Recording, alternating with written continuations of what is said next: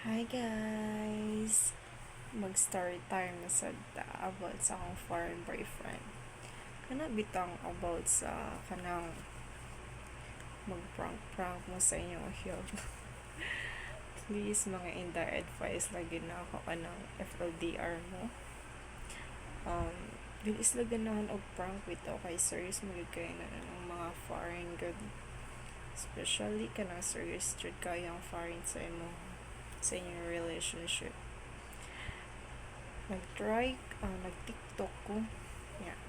Nag-try ko atong filter na ay black eye bitaw dere guys. Sige nan. Baby, nainikulatan na ako. Oto. Tawag dayon siya. Oto. Di siya ganahan.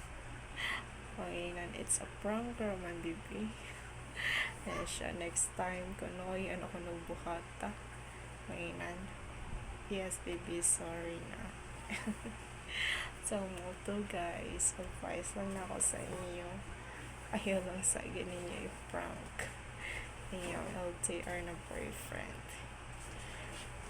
Aside sa kanang nag-content dira kanang scripted na okay ra na, pero kanang dili mo kanang vlogger.